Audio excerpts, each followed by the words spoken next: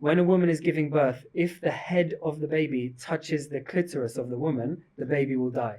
Wow. You know, they believe that. So you can say whatever you like. You can say that, oh, that's just their culture. Oh, that's their traditional beliefs. You can paint it however you like. At the end of the day, it's fucking stupid. It's like, it's 2024. They have access to science in Somalia. Somalia is not a different planet. You know, yeah, it might be a poorer country than other countries, but they have access to medical information. So, and then so in more Arab countries like Egypt, for example, where people don't even know that women are cut in Egypt, but something like over 85% of married women in Egypt are cut, but it's very hush hush. Yeah, people don't know that. In those kinds of countries, for example, they say if a woman is in a car driving along, just a passenger or whatever, the bumps in the road will cause vibrations in her body, which will then stimulate her if she has a clitoris, which will then lead her to go and cheat on her husband, or have the desire to be horny and go and cheat on her husband. So they remove that risk by removing the clitoris. So obviously we know that that's stupid, you know? You know, in Tanzania, what I found is because I've sat with these people, I've sat with mothers of girls who have cut their daughters or who plan to cut their daughters. And I ask them directly, why are you doing this? What is the benefit? And they don't have an answer. They just say, oh, we're doing it. We're just doing it. Our mom did it. Our grandmother did it. So we're doing it. And if you speak to Maasai people, the Maasai tribe, probably the most famous tribe in Africa, up there in Arusha region, the demand from the Maasai culture, it really comes from the men. A lot of Maasai men won't marry a girl unless she's cut. So what typically happens, and I've been and interviewed, and I've put this on my social media, I've interviewed a lot of these Maasai villages. A man will go to a family's house and say, hey, I want to marry that girl. It doesn't even matter how old she is, really. You know, she could be 9 years old, whatever. One Maasai guy, and I posted this, he even told me that he could approach a pregnant woman and ask her, is that baby in your womb a female or a male? If she says a female, he'll say, okay, I will marry her. Like when she's born, she's my wife. I'm sure he would wait until until that young girl is at least of some kind of age, you know, rather than having sex with a 1 week old baby. But say he approaches a family where a girl is 10 years old, 13 years old, whatever. He will ask them, okay, I want to marry this girl. Is she cut?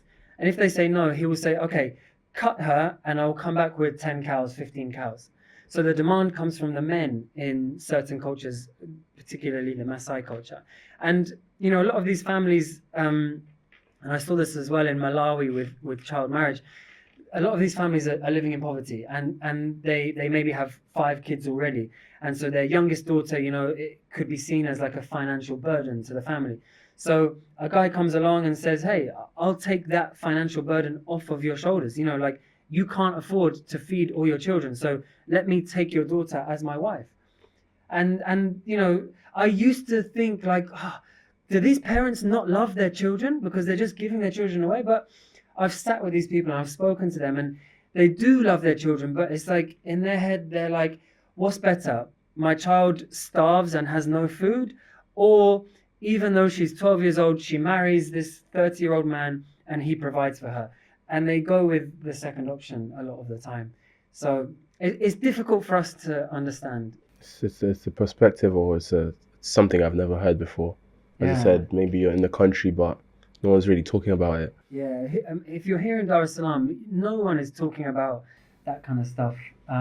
So you distancing yourself from that, is it because of the ongoing situations, or is it because you decided? No, do you know what? The reality is, I wanted to open my own safe house. So I was helping at an existing safe house already, which was being run by a Tanzanian person. And the truth is, we fell out. This Tanzanian lady, I'm not going to name her. I could name her, but I'm not going to name her. But she's evil. She gets a lot of donations from Westerners, Germany, Canadians, British people, they're literally sending her $5,000, $10,000 towards what they think is going towards the benefit of these young girls, you know, to buy bunk beds or to send certain girls to school or university. But really, the money is going all in this lady's pocket. She's a Tanzanian lady, and you know, we were very close. She took me in. I stayed in her house. But yeah, you know, she's just very corrupt. So you came to find that out after staying with her? Yeah. You know, for the first like 6 months, you know, we got on really well, and I was really helping them. I was using my own money to buy whatever the girls needed, food, everything.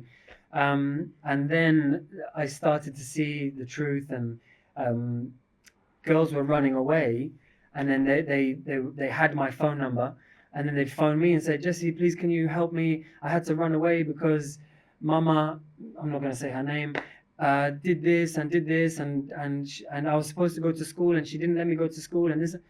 So did you ever confront her? Yeah. We had a big fallout, and I said, okay, I need to open my own safe house, and I tried to do that in Arusha, and I, you know, when one is trying to do something charitable, like opening up a safe house or opening up an orphanage or something, they shouldn't use their own money, you know? It should be donated money, or it should be like the government should be helping. I struggled to get the donations from the government. I struggled to get donations from outsiders. And I thought, you know, I'm not rich. I'm not a millionaire. I can't be putting all my money into this. And then I met my wife, and fairly soon she got pregnant. And I just thought, I need to put my family first, you know? Yeah. So that's what I'm doing at the moment. I'm trying to better the life of me and my family, my wife and my son. And then when I'm in a bit of a better place, or if a big, you know, company decides, okay, yeah, we want to partner with you, Jesse, on this project, then I will be able to continue with my dream and my goal of helping more kids. Talking about having a wife and a kid, you know, previously you used to keep it as a secret.